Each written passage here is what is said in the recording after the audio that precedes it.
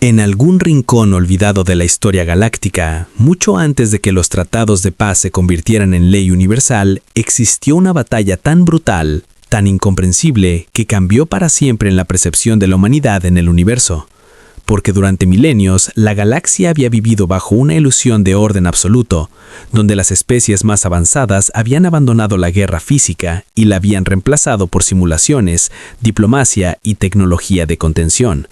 convencidas de que la violencia era un vestigio primitivo que ya no tenía lugar en una civilización verdaderamente evolucionada.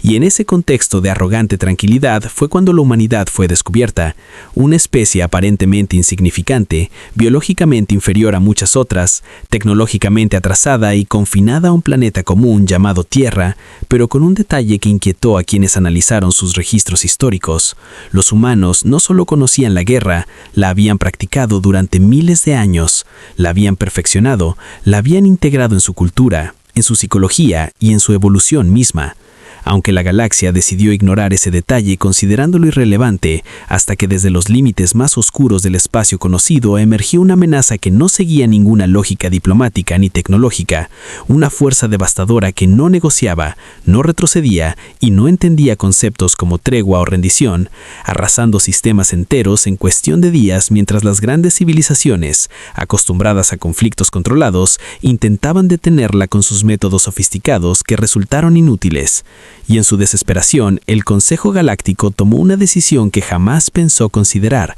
llamar a los humanos, aquellos que aún entendían la guerra en su forma más cruda, y cuando los humanos aceptaron, nadie estaba preparado para lo que iba a suceder, porque no llegaron como las demás especies con estrategias limpias y predecibles, sino con una mentalidad completamente distinta, una que abrazaba el caos en lugar de evitarlo, una que veía oportunidades donde otros veían derrota, y fue en la batalla de Carthus Prime donde todo cambió, un planeta que ya había sido dado por perdido según los estándares galácticos, pero donde los humanos decidieron descender directamente al corazón del conflicto sin garantías de supervivencia, sin refuerzos asegurados, luchando durante días en un infierno donde las probabilidades de vida eran prácticamente nulas, y aún así avanzaban, se reorganizaban, improvisaban, adaptaban cada segundo a un enemigo que superaba toda lógica, utilizando el entorno como arma, destruyendo estructuras para crear trampas, sacrificando posiciones estratégicas para confundir, manipulando comunicaciones para desorientar,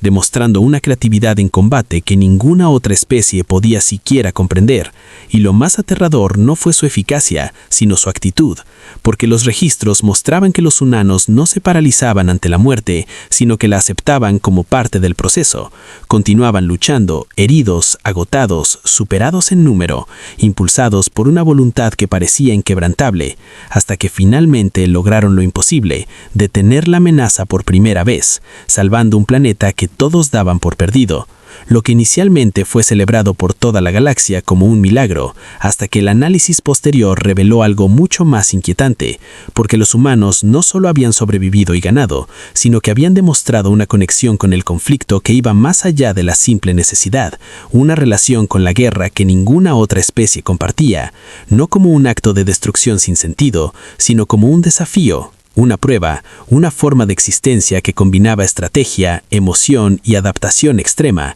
y eso sembró un miedo profundo en el Consejo Galáctico, que comenzó a cuestionarse qué ocurriría si una especie con esa mentalidad, con esa capacidad de convertir el caos en ventaja, decidiera algún día volverse contra ellos, llegando a la conclusión de que no existiría defensa posible, y así, en una decisión unánime, se decretó la prohibición de los soldados humanos en cualquier conflicto galáctico, no como castigo, sino como medida de contención, estableciendo restricciones, monitoreo constante y tratados que limitaban su participación militar, transformando a los salvadores de la galaxia en una amenaza latente a sus ojos, mientras los humanos aceptaban la decisión sin resistencia, sin guerra, como si comprendieran algo que los demás aún no podían ver, que el verdadero poder no residía en la violencia misma, sino en la capacidad de controlarla, de elegir cuándo usarla y cuándo no, y con el paso paso del tiempo, la batalla de Carthus Prime se convirtió en una leyenda, un relato transmitido entre especies como advertencia y como misterio,